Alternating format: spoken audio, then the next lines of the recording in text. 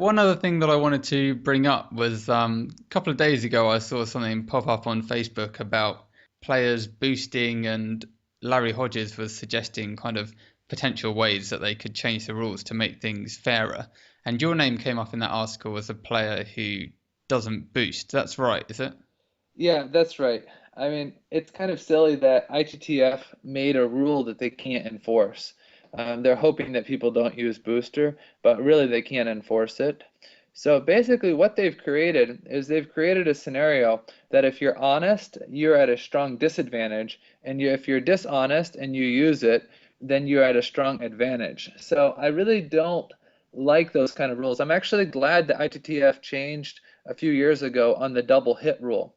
Because what happened on the double hit rule is that if you claimed, yeah, it double hit, then the other player would get a point. But if you said, no, it didn't double hit, it hit at the same time, then, you'd get the point.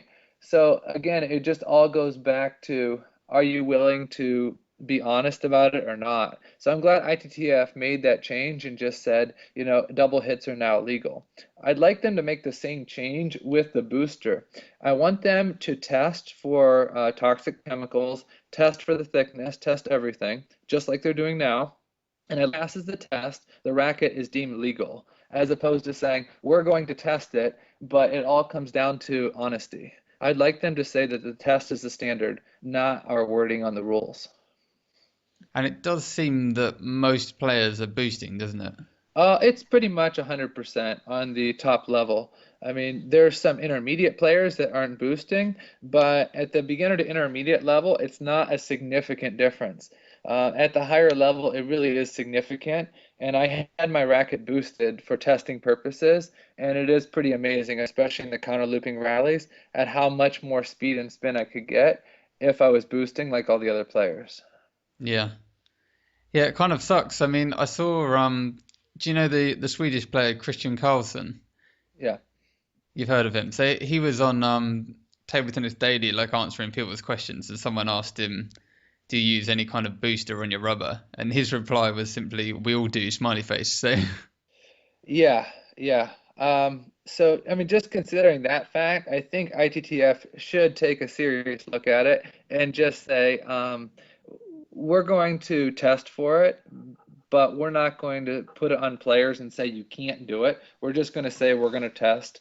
And I think it is fairly safe. With the speed glue before it had the fumes, it was highly toxic. So I think that some of the things that they're detecting for are the toxic chemicals. And so that I really don't feel like it's unsafe, especially if they use something simple like baby oil. I can't see baby oil being highly toxic. no, yeah, it's just a strange situation, isn't it? Um, have you ever been tempted to start boosting, like especially trying to do this kind of challenge that you're doing now? You think that boosting is going to give you quite a big edge. Why is it that you've decided not to go down that route? Well, table tennis is not my main thing in life. I look at a lot of players, and basically they're they're playing to define themselves in life. I feel like that's how they're defining themselves as a champion in table tennis. So as a Christian, I feel that my first responsibility is to God, and that winning is not life for me. I feel like I train hard. I train harder than a lot of players, but at the end of the day, if I win or if I lose, I feel like that doesn't define me as a person. So I feel that I would rather be honest about it and go about it in the right way and not qualify for the Olympics instead of cheating like the other players and qualifying.